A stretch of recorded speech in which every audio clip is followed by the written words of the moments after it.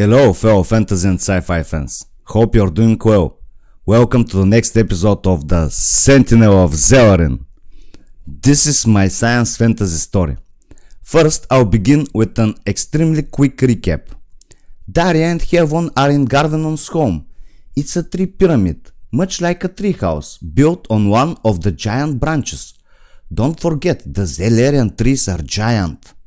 Daria calls them megatrees. The tree branches are so thick and long that the lion men use them for walking. They're intertwined with each other, thus forming countless branch pairs. I'll continue now with Daria's narrative. Cause I'm Daria. 3, 2, 1, action! I awoke late in the night. The pentapod pawn was still sleeping cuddled between my arms. No surprise considering that he ate as much food as his own weight. His 5 legs were folded beneath his body, but his 5 tentacles slowly moved. He was dreaming. I looked around. Heaven and Gardenon were gone. I stood up trying not to wake Pawn, although I doubted that even loud hardcore techno music could wake him. The tree pyramid was veiled in darkness, but from outside came gentle purple light. Heaven, I said. Gardenon. No answer came. Our green metal weapons were calmly levitating in one of the corners of the tree pyramid. I checked them. My battle sight turned its blade to me. Everything's fine, battle sight. Remain on hold position, I said. The battle sight turned its blade again to Heaven's weapon, the scepter sword. Were the two weapons communicating with each other? I walked to the triangular entrance. Heaven and Gardenon were sitting further away on the branch pair. This branch pair was almost perfect. Our branch had oak-like leaves while the neighboring branch had maple ones. In front of the lionman, the female whisked tree dragon Chienti was playing with one of the colossal flat purple jellyfish.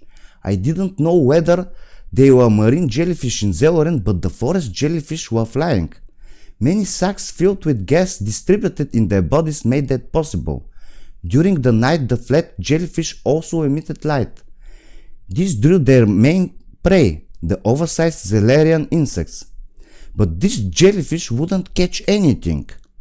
The tree dragon Chienti was giving it the wrong signals. I assumed this was part of the game. Chienti's game. She patted the flat jellyfish with her 2 tails.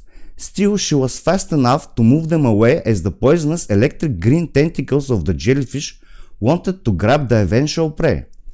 The flying jellyfish was confused but didn't give up, and so Chienti continued to tease it. I approached the 2 lionmen. My companion, the white-furred Heaven, was much bigger than our host, the orange-brown furred Gardenon. They were loudly speaking. Between them levitated a long golden pipe. Something was burning inside. The smell was funny. Hello, Daria. How was your sleep? Heaven turned. Normal, I replied. Morning, young one, Gardenon greeted. Morning, Gardenon. Any nightmares? Asked Heaven. Just the usual ones. Sit behind us. We will go soon. I need to ask Gardenon one more question. I sat behind the 2 lionmen. What are you smoking? I asked. Nothing. Both replied simultaneously. I'm sure that under nothing, they meant nothing for kids. Was this nothing something like Zelarian tobacco? I decided not to ask. I stroked the pentapon pawn. He was still sleeping. I gently stroked his pentaradial body. What year is now? Asked Heaven. The pipe flew to him and he inhaled deeply. I'm not sure. Gardenon thought for a moment. It must be around 14,700. The pipe flew back to him. This means I slept more than a century, exclaimed Heaven. Wait, I think even more. But I can't, he stuttered. Heaven, in which year did you go inside the green sarcophagus? I asked. Both lionmen looked at me as if I was crazy. It was almost the 14th millennium, replied Heaven. This means you've slept approximately 700 years, I said. I'm not sure about it, said Heaven. Gardenon frowned. 7 centuries are a long time, he added. This can't be right. But it is, I exclaimed. Mathematics is an exact science. I don't think so, said Garvanon. The pipe flew to heaven. Besides, really smart people can wield it. Smart and old linemen with experience, he added. I was stunned. Are you serious? There is nothing to wield. Mathematics is not magic, it's logic. Garvanon laughed. Prove that you're right. The next hour I was proving to them I was right. It was challenging. It seemed that for the linemen, 2 plus 2 equals 4 was easy. However, 200 plus 200 equals 400 was super hard. Maybe the higher numbers confused them. Amazing, exclaimed Garvanon. Well done, young one, well done. Heaven patted me on the back. Not bad for someone who doesn't remember anything. Thank you both, I smiled shyly.